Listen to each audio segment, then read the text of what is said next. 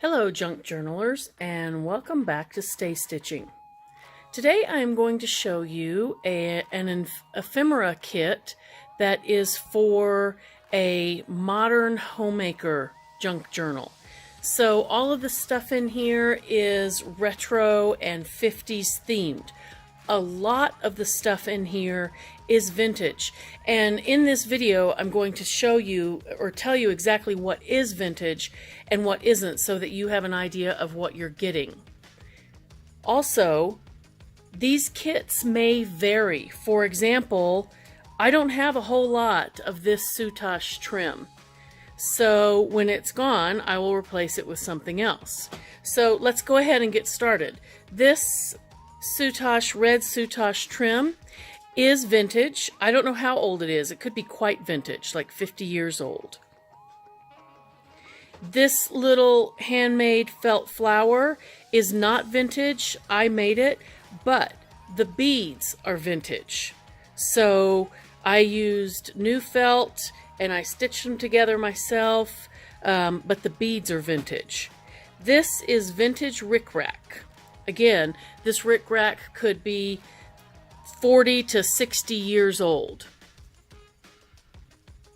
This lace I don't think is vintage. It's just pretty. And there's a fairly large piece of that.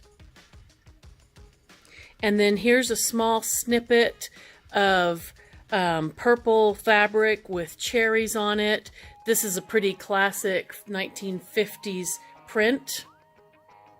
And then here is a handmade doily.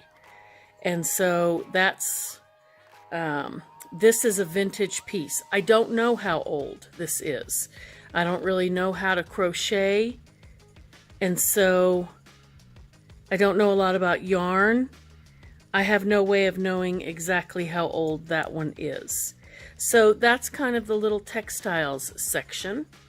This kit actually has 51 pieces in it because there was something I wanted to add. I can't remember what it was, and I already had it all sorted out. I think it may have been, I don't know, it doesn't matter. Then you're going to receive an assortment of tea-dyed paper that, and this is tea-dyed so that the backs are beautiful. This is 50s theme. You get a lot. This is not old paper. I tea-dyed it to look old, but you get a lot of vintage advertisements on there that you can cut up and use as you like. And then the back is beautifully tea-dyed. This is more a stripe, tea-dyed on the back. And then just a beautiful daisy print, tea-dyed on the back. I use this paper line in my own Modern Homemaker junk journals, and I just think it's adorable. So this next little section, little bunch, you get an earring from the 50s. I don't know. This is a made in Japan earring. So that could be occupied Japan. As pretty as this back is, this could maybe even be from the 40s. I'm not 100% certain. But there you go. It's in rough shape. But that's that earring. And then this is a stick pin. I make these myself.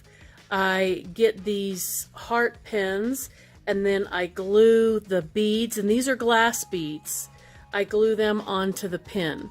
So this is just a pretty pin that you can stick somewhere in your journal. I can't show you how I use them because the ones I've used them on, those journals are gone, they've sold. And then this is just, I just love these numbers, these number stamps. So there's just 3 consecutive numbers here. So that's those. This is actual vintage paper. This is not tea-dyed. Okay, so this staining on here is just from hanging around on this old planet for a while, and you get 5 sheets of this beautiful paper. Okay, and so there's 5 sheets of that. Any of this staining, this has just happened at some point in this paper's life.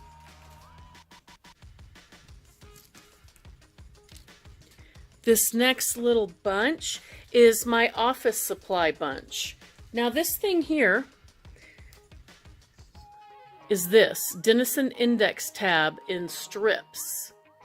This is a 6-inch long strip, and it's reinforced with gummed cloth, and you can just cut it with scissors to be any size you want. So that's going to be adhesive. You're going to have to wet that, and then you can make tabs or reinforce an edge, whatever you like. But I saw this little box and I just had to have it. I thought it was super cool, and so you're going to get one of these. This is just a pretty paper clip. You're going to get one of those. This is an actual vintage paper clip. You're going to get one of those. And then just 2 other paper clips of different sizes. And of course, things like, well, pretty much everything in here is going to vary. Some of them are, you know, one of a kind. For example, this is one of a kind. This is from the June 1951 issue of Better Homes and Gardens, I think. And you get 5 beautiful pages out of this magazine. 5 consecutive pages. Look at those babies. Aren't they precious? This is a Gerber's ad. This is an article over here on child safety.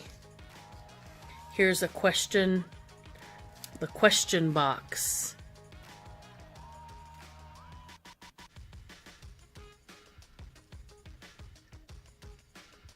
This is all about nutrition and health. Is there any danger in drinking reheated coffee?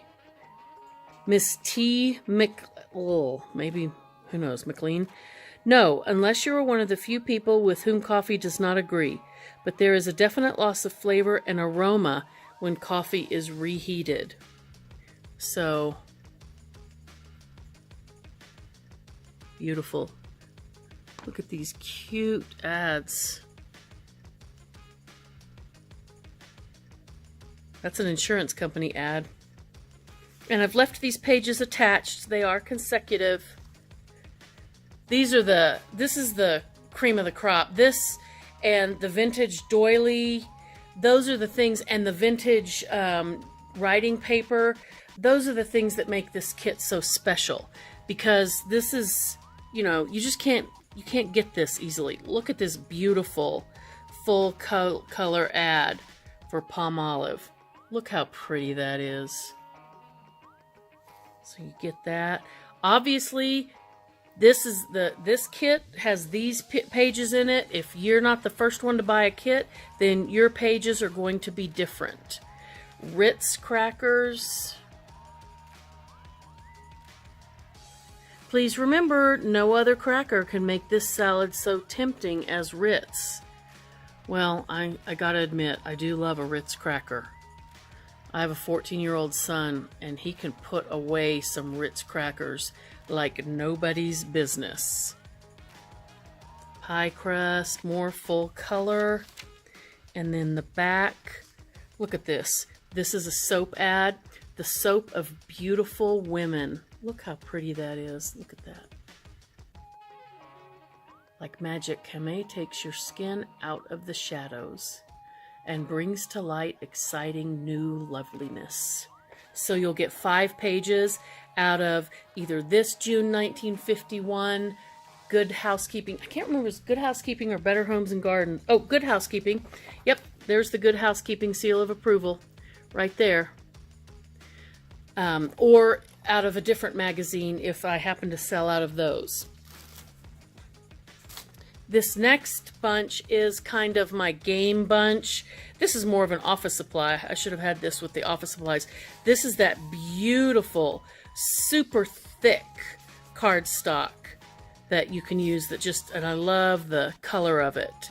This is just a common playing card. These colors were super popular in the 50s. I don't know that this deck is actually from the 50s. It just matched my theme. It's not new by any means. Then here's a bridge tally. These are old. These are from the 50s or 60s. Here's a Yahtzee thing.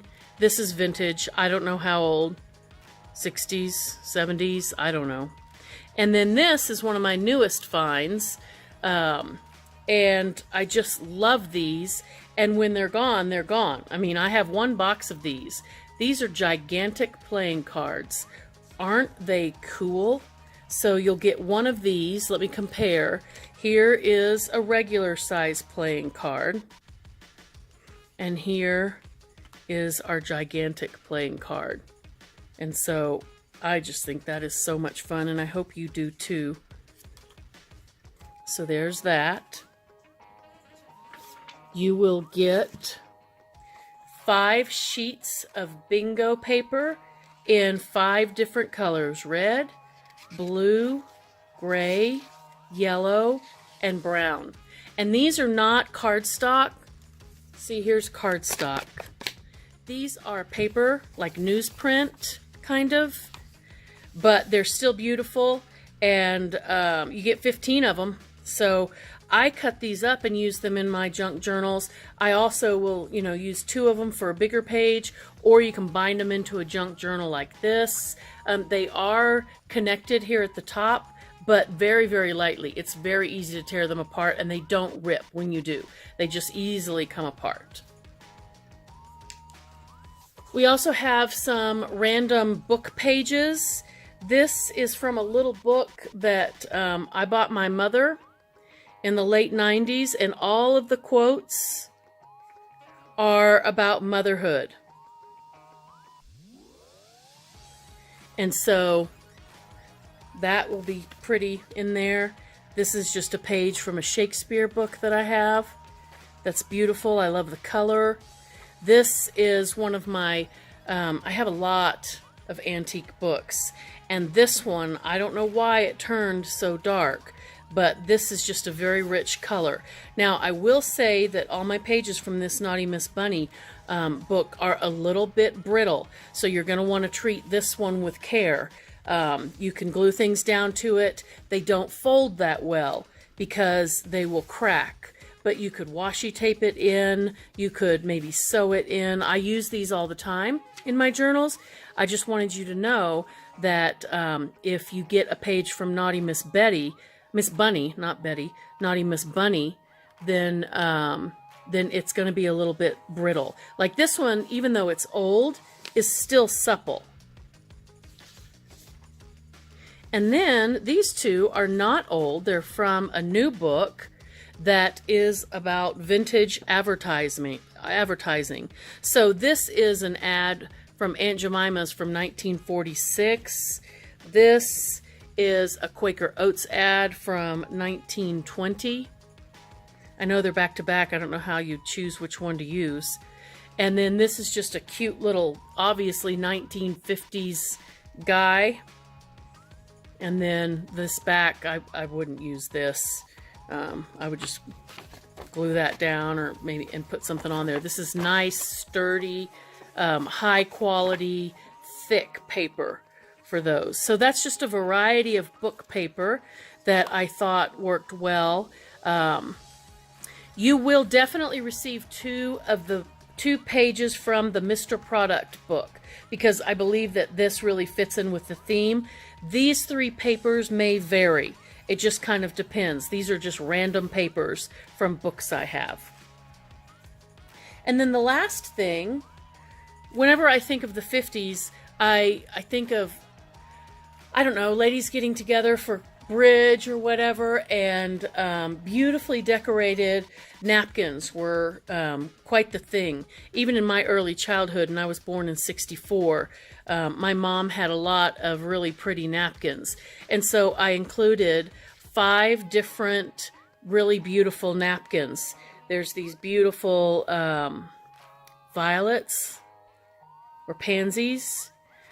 Gorgeous avocados, basil, lemon. This is just a gorgeous botanical print. This one is my favorite of all.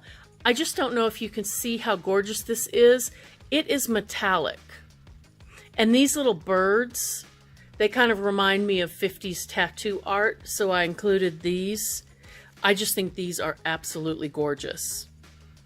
And then this is just a pretty standard one, just really pretty. Wisteria and some beautiful butterflies in purple, which matches the rickrack and the fabric that I included. And then this last one is just marbleized. It's just marbleized paper. So there you have it. That is the kit. This will be up for sale in my Etsy shop in the next 24 hours. And so I will put a link below this video where you can check that out. And I will have several of these available for you. And keep in mind that these components, especially the ones that are one of a kind, they are going to vary from kit to kit. But I've had a lot of support and success with my first vintage ephemera kit, and so I've been thinking about my next one, and here it is. I hope you like it, and I hope you're having a fantastic summer so far. Take care.